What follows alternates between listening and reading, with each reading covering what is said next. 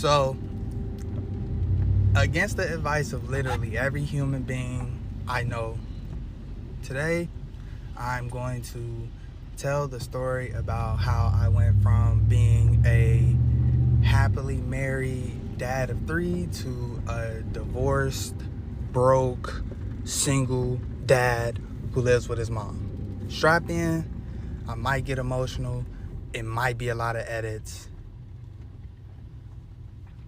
but it might be entertaining, so here we go. So a little backstory, I was married to this young lady,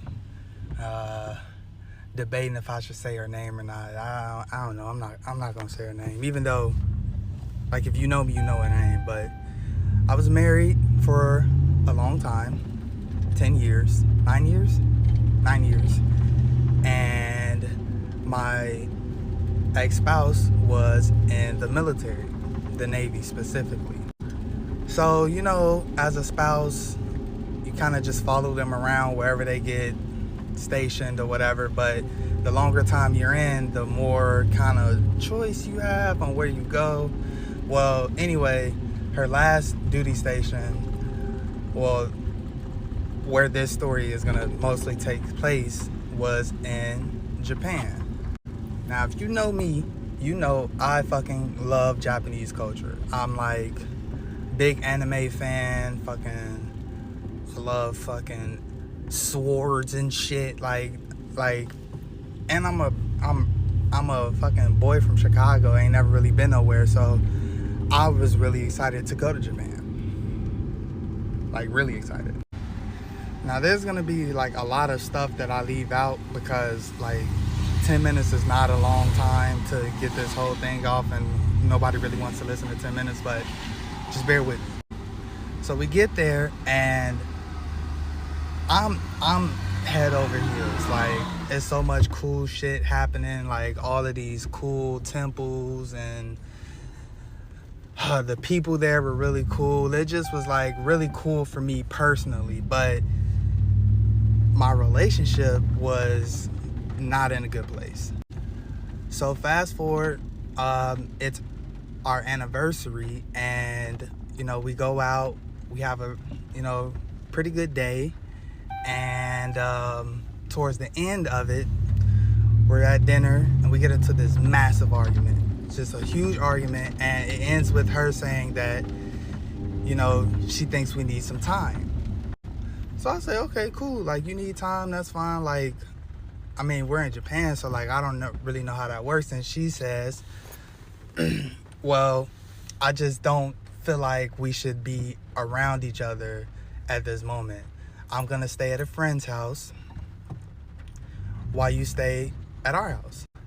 So, okay, I'm at this point, we've been through so much. I'm just trying to like get things back to normal. So I go, all right, that's fine, you can stay at our friend's house, you know,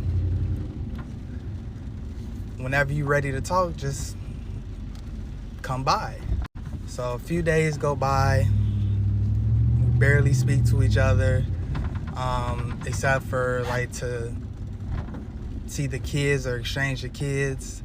She comes and picks them up, or she drops them off to me or whatever, but we don't really talk. Then one night, I have our kids with us, and she's staying over at the friend's house, and you know, I'm just laying in bed, and I'm like feeling really bad because like I've been missing her. I'm trying to figure out what I can do to fix it. So I decide to go over to the friend's house, middle of the night, while the kids are asleep.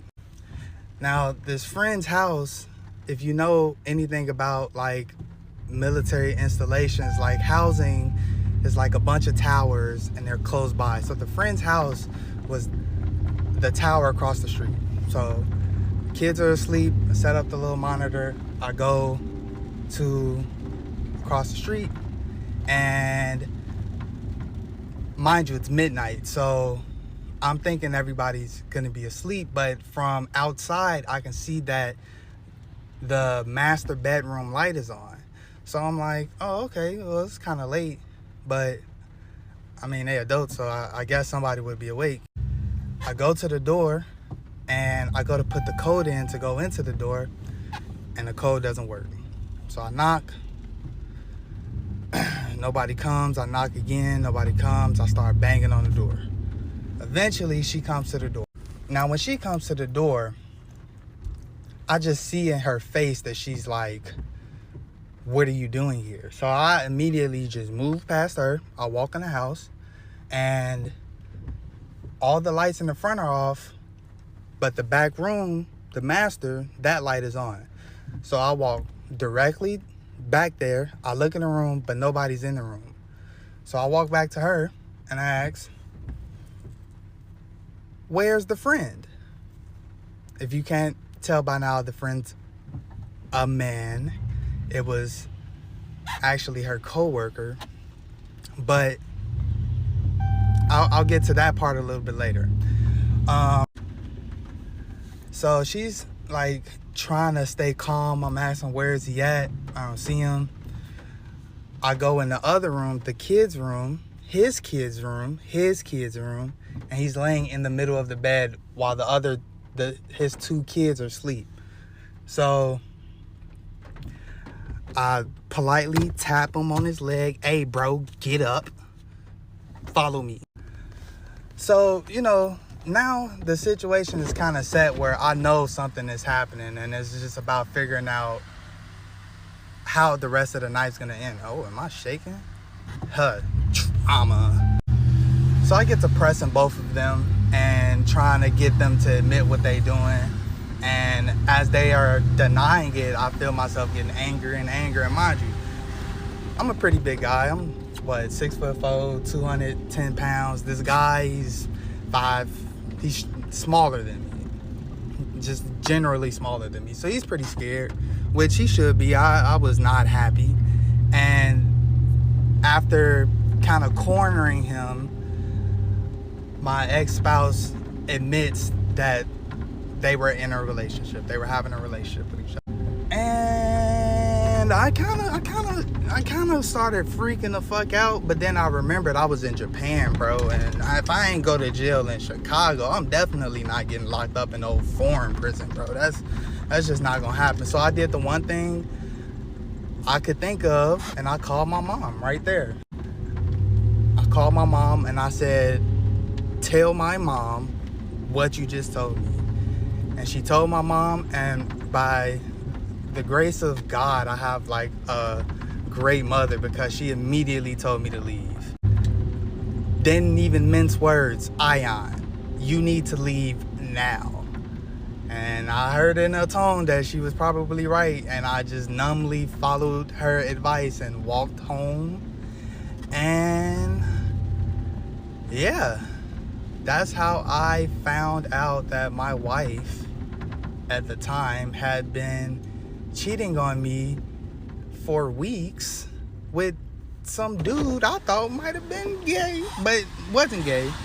But it was a little effeminate to me, but a guy that I thought was a friend. There's a lot of detail I'm leaving out, but I just realized that I'm already at the 8.5 minute mark, so shit, I guess ask questions for a part 2. I mean, that was 2 years ago. The shit that has happened in between then and now is even crazier, so enjoy.